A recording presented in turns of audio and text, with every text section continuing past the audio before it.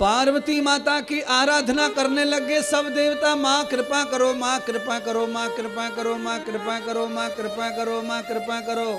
माँ पहले ही ध्यान में जा चुकी है, कृपा किसी पे कब करे उसे पता ही नहीं, कौन चीख रहा कौन चिल्ला रहा है। माँ समाधि में चली गई, लगे ही ध्यान लग गया। क्यों?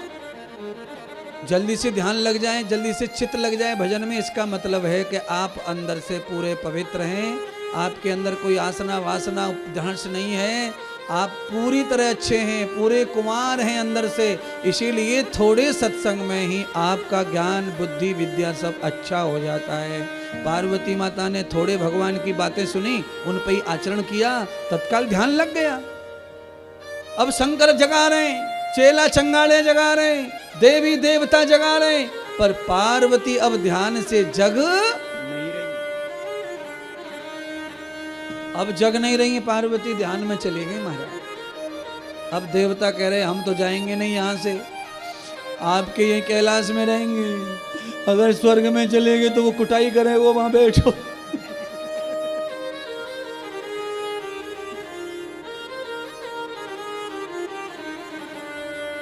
डर जो होता है वो मौत से भी बुरा होता है।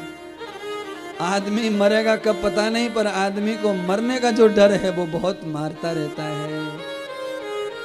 तारकासुर के बल के आगे इंद्र आदि देवता सब थक गए, ब्रह्मा भी छुप गए, और नारायण ने अपने आप को बचा के रखा है कि तारकासुर को मारने का काम मेरा नहीं है, इसलिए युद्ध करके उससे कोई फायदा मिलने वाला नहीं है, हानि होगी। तारकासुर को मारने का काम केवल और केवल शंकर पुत्र ही कर सकते हैं, और किसी का नहीं है। अब बताओ कैसे करें? अब पुत्र है नहीं, शादी हुई है, तो भगवान शंकर ने देवताओं को इतना तो खुश कर दिया कि तुम्हारे कल्याण के लिए ही मैंने शादी की है। इसका सीधा मतलब है महात्मा इंद्रदेव 2.5 घंटे से जो पसीना बहा रहे हैं उसका तात्पर्य है कि शंकर भगवान ने कहा कि तुम्हारे कल्याण के लिए ही मैं शादी करके आया हूं। तो शादी का तात्पर्य हास विलास नहीं, शादी का मतलब कल्याण करना ही है, एक दूसरे का, समाज का, धर्म का। शादी हास विलास केवल नहीं है, कल्याण का एक अंग है हास विलास करना, वो भी सहयोगी है। तत्क्षणम तत्क्षणम कृतम च भूताम। अगर आपका वासना का रूप इतना द्वंद्व में है कि आप धार्मिक नहीं रह पा रहे हैं, तो आप धार्मिक वासना रखिए, आप शादी करो, पत्नी चयन करो, पति चयन करो और अपनी पूर्ति करो, ना कि उसको इस तरह भंग कर दो अपने आप को, वो फिर गलत माना गया है। तो आप एक रास्ते पे आ जाइए, धर्म के साथ में रहिए और धर्म अनुसार अपनी वासना का भी भोग करिए। वो आपको धर्म की ओर ले जाएगा, वो आपको कल्याण की ओर ले जाएगा, वो आपको मोक्ष की ओर ले जाएगा। क्योंकि ब्रह्मचर्य ग्रस्त वानप्रस्थ सन्यास ये चारों आश्रम पूरक हैं एक दूसरे के, सब में नियम और धर्म की ही जरूरत है। अगर नियम धर्म नहीं है तो फिर आप किसी भी आश्रम में रहो, आश्रम कल्याण करने वाला नहीं है। बोलो आश्रम कैसे कल्याण कर देगा बताओ? चाहे वो आश्रम हो जीने का, चाहे वो आश्रम हो पत्थरों का। तो आप एक नहीं 25 आश्रम बना लो, 100 बना लो, कल्याण तो कर्म से होगा ना कि आश्रम से।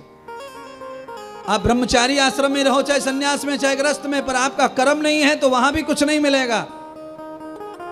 इसीलिए कुल मिलाकर के बात यह है कि भगवान शंकर ने देवताओं को आश्वस्त कर दिया कि तुम्हारे ही उद्धार के लिए और दुष्टों को, दुर्जनों को, बुराइयों को खत्म करने के लिए ही हमने ग्रस्त अपनाया है।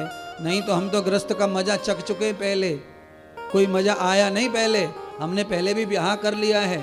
इंद्र को बता रहे हैं शंकर भगवान कि हम पहले से शादीशुदा हैं और बड़े घर में ससुराल थी हमारी, दक्ष के घर में सती हमारी पत्नी, पर कोई आनंद ग्रस्त का नहीं मिला, सब बेकार लड़ाई झगड़े में चला गया।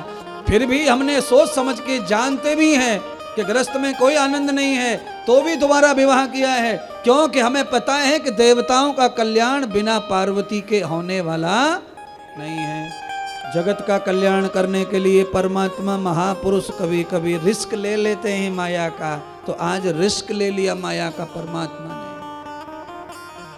और ये सारी बातें ना सामान्य की समझ में नहीं आएंगी, ये तो जो निष्ठा रखता है अपने इष्ट पर उसे समझ में आता है कि ये जो लीला हुई है, कोई भी चीज ऐसी लगती हो आपके मन में कि ये खराब काम कैसे किया गुरुजी ने, ये गंदा काम कैसे कर दिया, वो भी एक लीला का ही अंश हो सकता है, आपके कल्याण का, जगत के कल्याण का, समाज के कल्याण का। मैंने अपना नाम लिया पर ये कथा भगवान की है। परमात्मा जानते हैं ग्रस्त में ये सती तो है, ये पार्वती का जन्म लेके आई है, ये सती है, पिछले जन्म वाली ही है, वही है। पिछले जन्म की तरह ही अगर ये रही तो ग्रस्त हमारा नरक बना जाएगा, दुखी हो जाएगा। क्यों? गृहस्थ चाहे हिंदू का हो, मुसलमान का हो, सिख का हो, ईसाई का हो, बौद्ध का हो, जैन का हो, दुनिया में किसी भी रिजम का गृहस्थ हो, गृहस्थ बिना पूजा पाठ के, बिना धर्म के, बिना सत्कर्म के कभी खुश रहने वाला नहीं है। वो खुश तभी रहेगा जब आपके धर्म उसके साथ होंगे। क्योंकि आप पूजा किसकी करते हैं उससे कोई फर्क नहीं पड़ता है, पर आप गृहस्थ को कैसे जी रहे हैं उससे फर्क पड़ेगा।